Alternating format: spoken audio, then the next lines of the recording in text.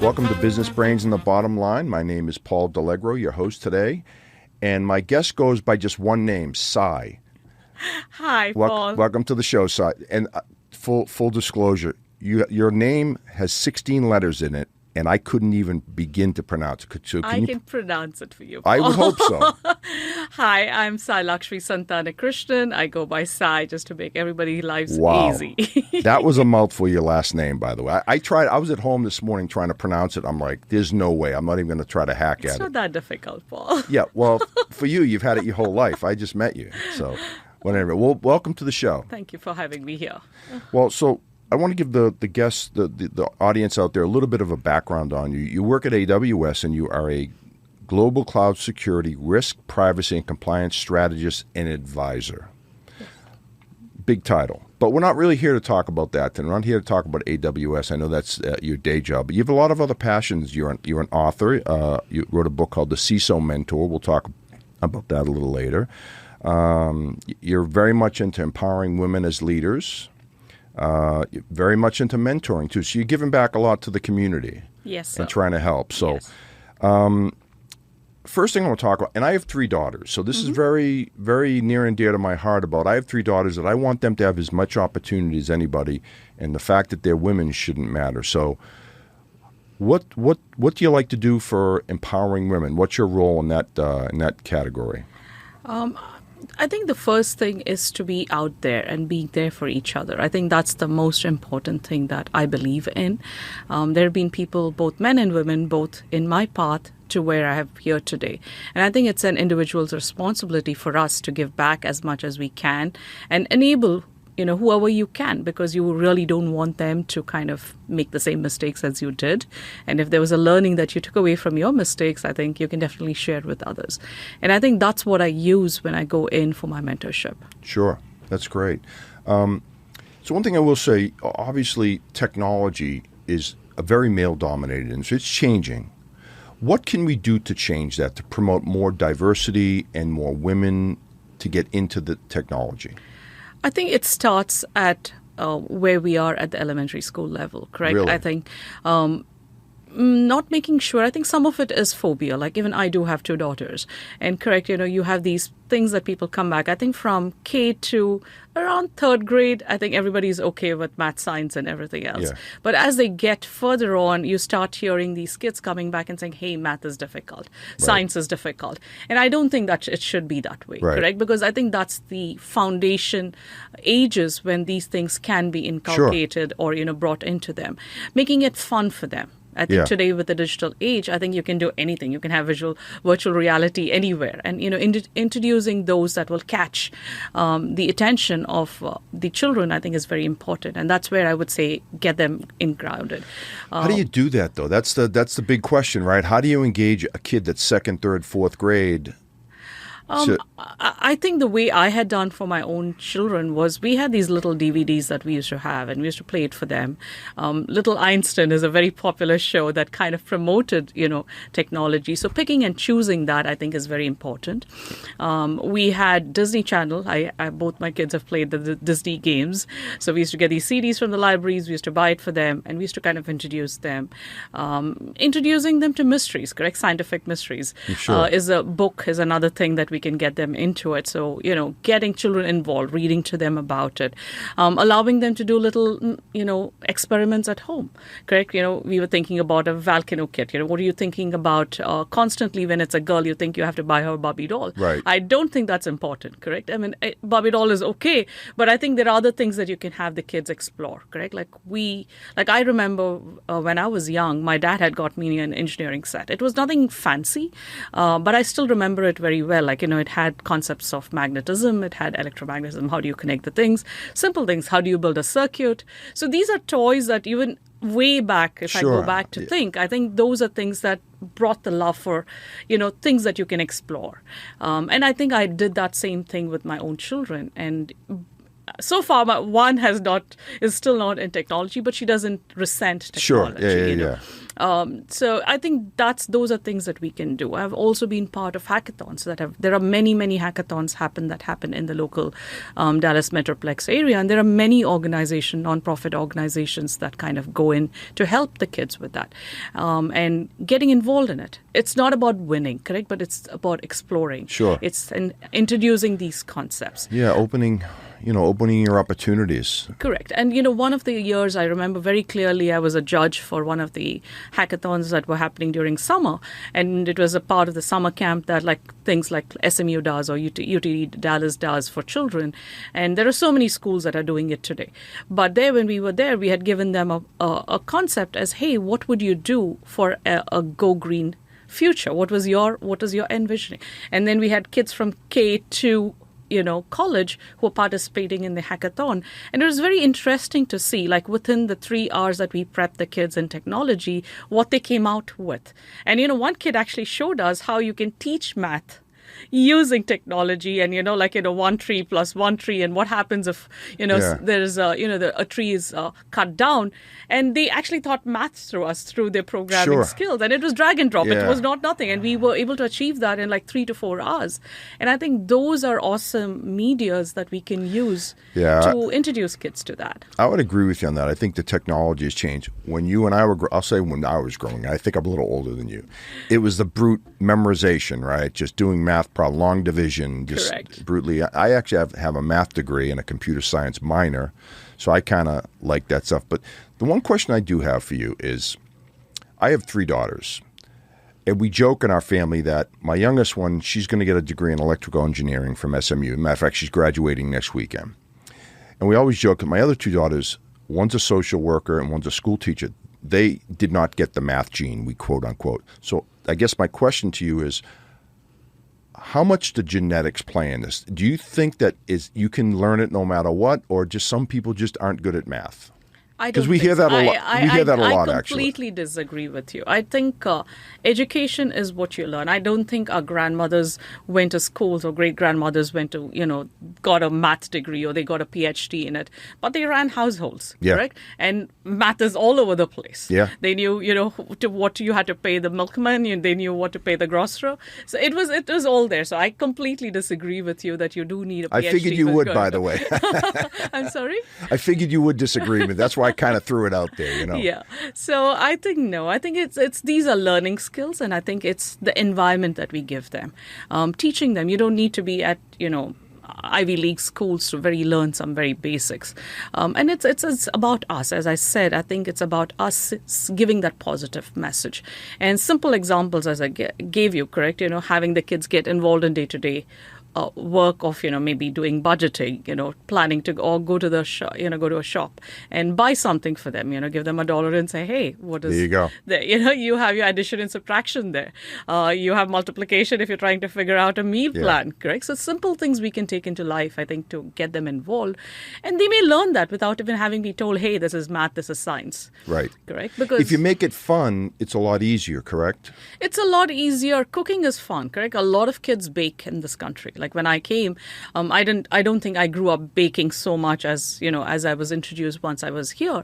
But I think kids have done that. My own 2 daughters have done it, and teaching them math through that. You're measuring, you're adding things, you're subtracting things. Yeah. It's wonderful to do that. And science, why not? You're going to see chemical reaction as you throw things in, and the wrong things goes in. You're going to see things happen. So teaching them that, I think, is very important. Yeah, all 3 of my daughters actually like to cook. Actually, I don't say bake, but they do like to cook. And one thing during the pandemic that really helped was we're home so much that we said, hey, let's choose a cooking night. Everyone picks a night, and I ended up, I don't know how it ended up that way, but Saturday night was my night, and it became pizza night. Mm-hmm. So I made pizza every Saturday night, and it was fun, actually. Uh-huh. Kind of a nice family activity. I'm sure you learned all your math and science there, didn't you? I did, yeah, absolutely.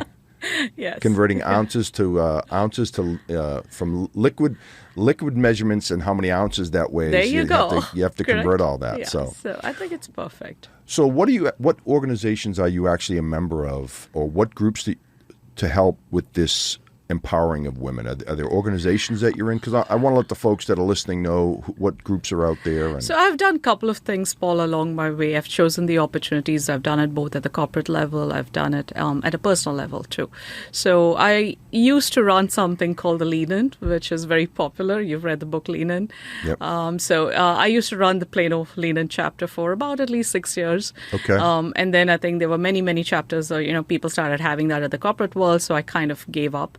But that's a very good organization. I would recommend anybody listening to the show to look up for Lean In chapters locally. I don't have my own, but I'm happy to restart it if somebody is interested. But that's one organization that's very popular where people come together. Women empower women. They share things about different things from the corporate world, from their Right. personal journeys to that. At work, I support an organization called Women in Cybersecurity because cyber and security compliance risk is my forte professionally. So I kind of mentor young adults there who are trying to get into the career of cyber, or women transitioning from one career to another would have some interest in cybersecurity. So that's something that I've been doing there. I speak where we're invited. I've done speaking engagements at UTD. I used to be an adjunct professor. I saw that in your resume. So when I do that, these are all areas that I take as opportunities to empower. So it could be a club at the college. Kids could call us to kind of say, hey, what's happening? How do we kind of pull them together? I do that. Even from the corporate world, I'm always looking for opportunities to say, hey, we have a great event called the Jam, which is to help people start understanding the cloud platform. So, but I'm always thinking about, hey, can I take this to the high schoolers? Can I take it to young adults in the college who are trying to do it? So there's always this, because it's so part of me. Like, I always use that opportunity that come up as need be. I also have an organization that I have co-founded with four other mentors or, people with the same passion in the community. It's called We Inspire Guru. So that's another mentorship forum that we have used. And that was primarily used to identify or, coach our youngsters today where the academic area kind of does not kind of complement the academic area that the children receive in schools. And primarily it's life skills. It's life skills.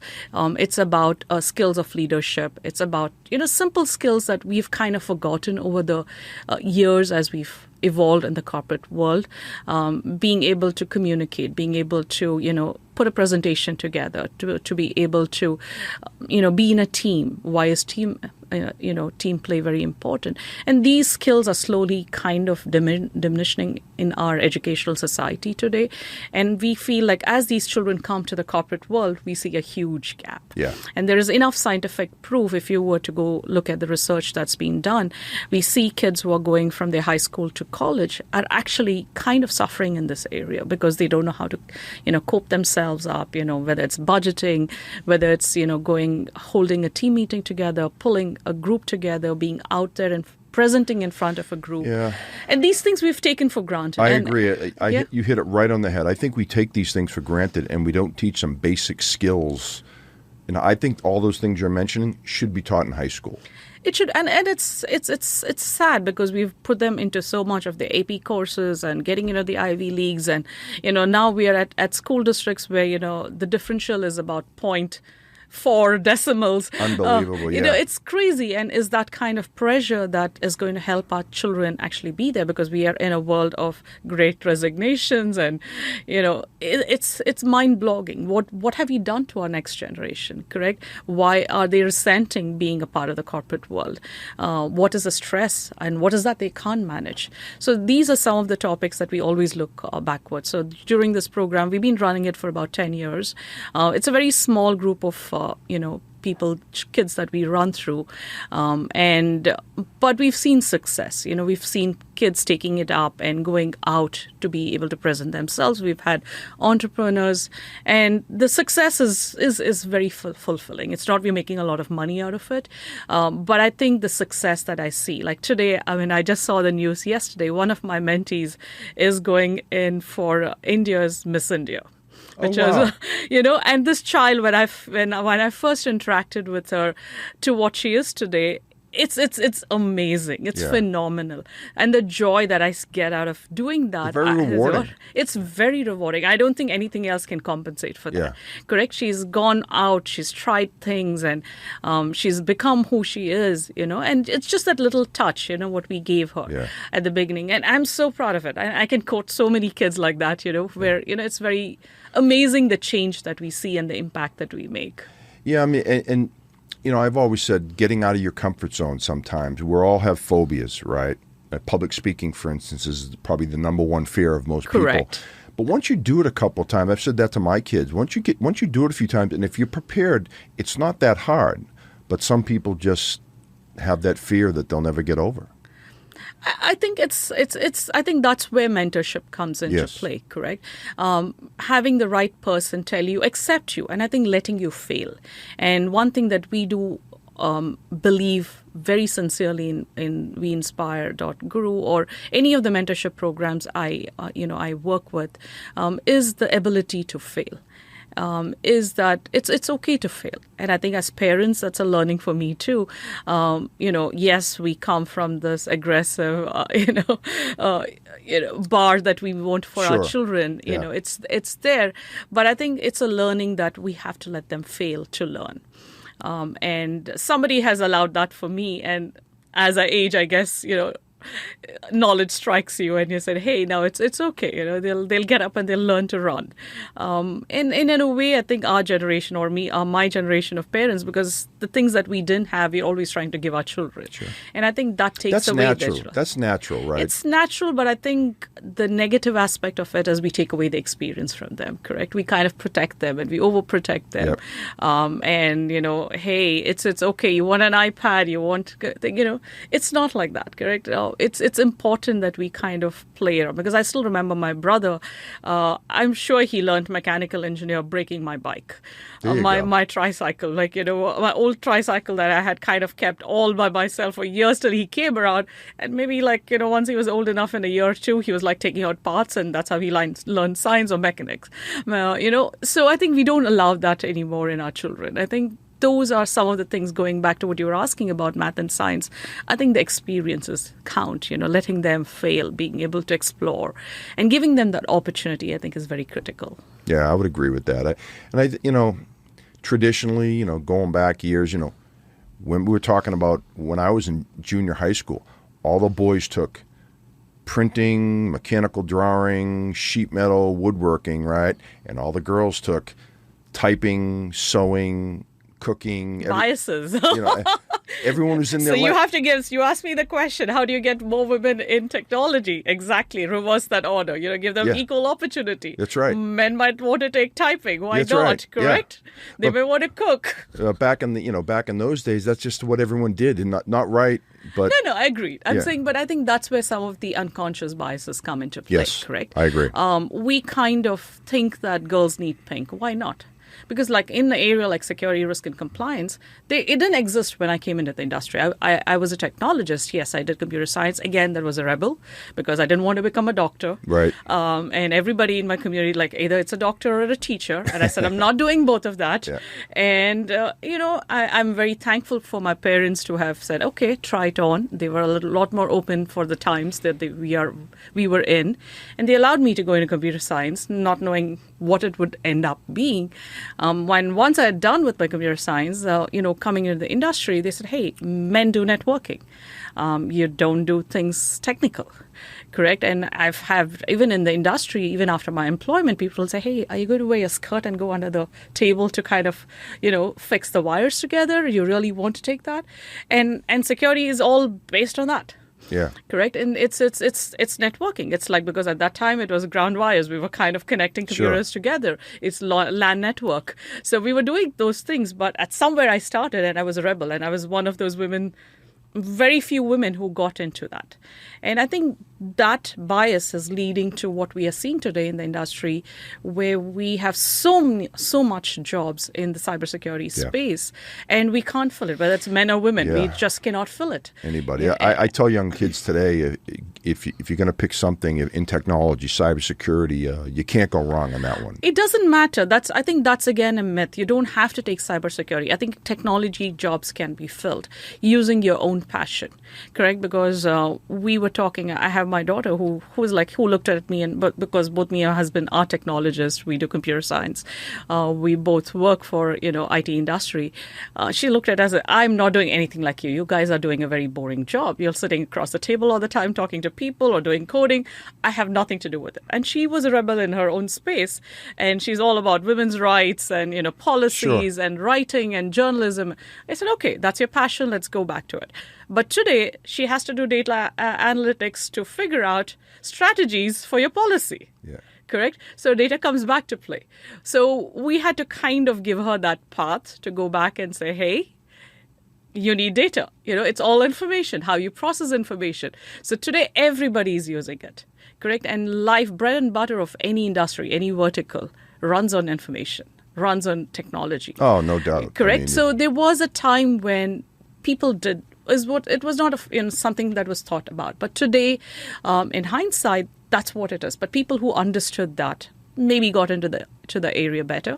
But today, everybody needs. You need to analyze something. You need to project something. You need to visualize something. It's all about pictures, correct? We're doing sound recording. It's, again, technology behind the scenes. That's right. Podcasting is being relayed. It's, again, technology behind the scenes. So it touches every aspect of our life. And similarly, I think that's where we would say, hey guys, this is where the field opens up. You could be a journalist. We're not telling everybody to become technology, but understand the basis of it. Correct? There is science behind it. There is math behind it. And I think if you can change the tone and how we kind of market, I think it will be a lot more palatable for the children and the next generation. And I think we all have that responsibility to do that. Yeah, and I think we're on our way. I mean, like I said, I was giving the example when I was a kid, boys did this, girls did that. That's just the way it was, right? That's the way the schools taught. That is changing, and it's not there yet, but I think in time, I think it'll get there that, hey, doesn't matter. We need to fast track that, Paul. Yeah. Really fast track it. Well, I'm only one person. I can only do so much, and No, I think you're one person. We're all drop in the big ocean, correct? Sure, but I think if each of us do that part, whether it's parents, whether it's principals, it's teachers, you as podcaster. I've got a teacher in there. One of my daughters is a teacher, and that's why I wanted to have you on today, because obviously having 3 daughters, I always wanted all the opportunities available to them. And let them choose their passions. And I think they have in their own ways. They've all choosing their path. They're young. They're in their 20s, so they're not, they may think they're adults, but I don't think they're adults yet. But that's just my opinion as a dad. That's okay. My dad thinks I'm still a child, so.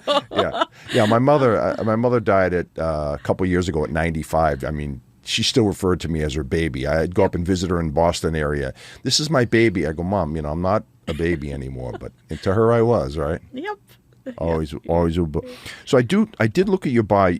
You are doing something with Dallas, DISD, Dallas Independent School District. What do you got going on with them? Not with Dallas, with PISD and PISD. Okay, and FISD. So I started as a parent volunteer in both the school districts. My kids are in PISD, so I used to go there, and if they needed a career day, if somebody wanted to know technology day, there I was helping them. So I've been helping them with that, and I've been doing it through my kids, tenure at the schools. I continue to do that.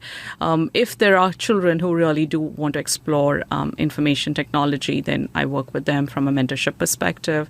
FISD has a very good program called the ISM, Independent Study Mentorship Program. It's actually a accredited course. So I'm a volunteer there too. Okay. So kind of I do it. So if kids find me through the system, they come to me on a yearly basis. They vet their mentors who they want to work with, and they find that I can sell cybersecurity to them, and then somebody works with them. So I do work with those children, and that's a year long. It's about a 9-month program. Oh, very nice. So I've been doing that. So this year I have not had it, but I've done it in the previous years. I've had mentors. So it's the kids have to find you basically. Right. It's their interest in finding the mentor. So whenever there is a child who finds that, I help them out with that. So I'm quite involved from that perspective. I have my own my own personal circuit of folks, children Very come to nice. us to help them. As I said, there are times people come and call me as a speaker, or they'll come and say, "Hey, can you just talk to them about their career?" Or they're doing college planning. We talk to them about that. Or if they want somebody to judge a hackathon, so I'm there. So anything the community Yeah. needs, and if they find me and I have the time, I'm always there for the community. You're a busy lady. I enjoy it. It keeps me busy. Well, that's it.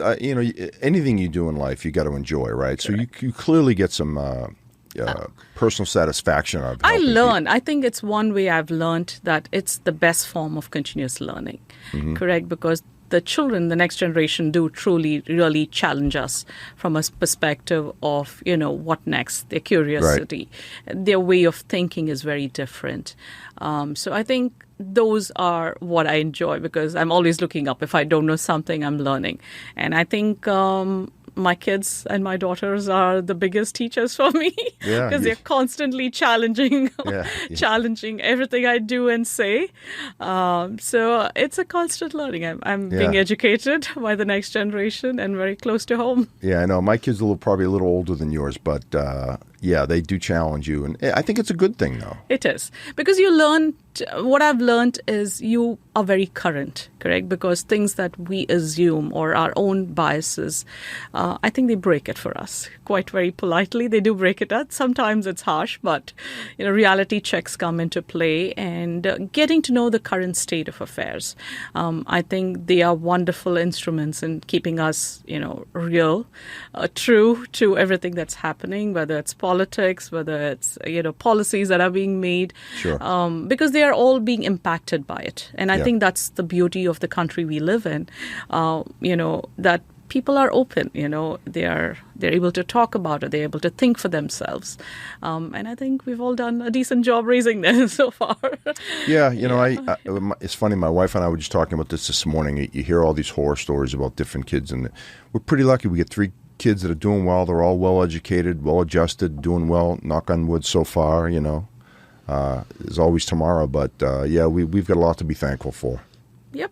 Yeah, we are. And I think challenges are okay, Paul. I think I don't think everything is always right and always happening. I would agree. But I think community, I think it's just not our wellness. It's also the community has to be well, because we all live in the community and we are part of it, correct? So I think we all have a social responsibility. I mean, I think there's an old saying, you do need a village to raise a kid. And I think it happens, and we are part of that village. So there is times that we give in. There are times somebody else is covering our back. Yeah, I think if we all do our little part, Sai, that's really the key. Because I was joking earlier, I'm only one person I can do, but the reality is, if everyone did their little piece, it all adds up. True. It's very true. Like, social media, I think that's the biggest pain point today. I agree. Complete 100%. And our kids are going through depression. They're into all the things that they shouldn't be. And I think we are all partially responsible for it, correct? And we can't shirk the responsibility only on the corporate worlds or on the technology platforms, because there are hundreds of other things that we do positively with technology. But how we use it. So I think everybody has a role to play, whether when it comes to security, when it comes to social responsibility, what we post, how do we post, what kind of networking are we teaching our children? Are we teaching them where does the information go, correct? Because if I was on a tech show and people were asking me about security, this is the message I would give. Like, as a parent, you have a responsibility of teaching your children what are they sharing, what pictures are they posting, who is seeing it, correct? If you're an adult and if you're on Facebook, do you really need to show you have a multi-million-dollar house? Do you need to display your gifts that have been got? I mean, these are all vulnerabilities or things that you're luring somebody to come and breach you or exploit you in some way. So I think each of us have that responsibility. Teachers have a role, corporates have a role, people who are designing devices have a role.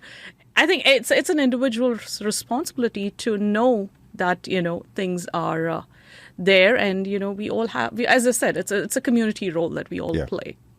Totally agree. We've got a lot of good subjects today, Sai. I've been, obviously, again, I knew you'd opened my eyes a little bit because having 3 daughters, I kind of wanted to hear what you had to say about that. So it's been a good show. I think you're good. You're a blessed man having 3 daughters. Yeah, no, I know. Okay, all the daughters will always come back to daddy. Well, that's it. That's my mother always said that. She said, you lose your sons, but you never lose your daughters because they're really close with their mother, obviously. So, yeah. And daddies. They're all daddy's girls somewhere. I'm not too sure about that, but that's okay.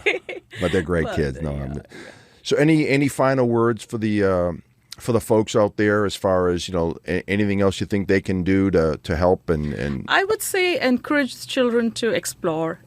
Don't pigeonhole them into a profession just because they belong to a certain gender. I think every child needs an opportunity to explore, whether it's tech, non-tech. But I think the reality is that technology is here to stay.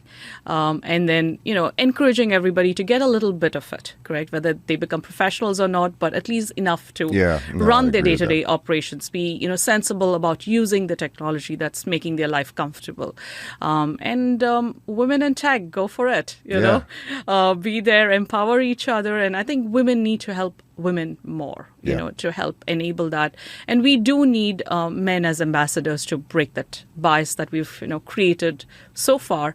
I think it's important to break that biases and be champions to enable women get there. And I think it's a seat at the table, correct? Encourage the seat at the table. Don't be, because it's difficult for us. Because as women, I think if we are too aggressive, we are too loud, we said, we are too aggressive. But at the same time, we have to showcase 150 to 300%. It's a balance. So, it's not easy for us either. So I think it's so certain things come easily to you. It's given. Society has been built around that. I think there are causes for us to break some of the biases and, enable equal seating on. It's not men and women. I think we both have to be at equal par to make a better world. Completely agree. Well said. Sai, great having you on the show. I really enjoyed it. And you never know. Maybe we'll have you on again sometime. You never know. Sure, Paul. Anytime. All right. It's a pleasure being here, and thanks for the opportunity. Oh, you're quite welcome. And that's a wrap for Business Brains and the Bottom Line.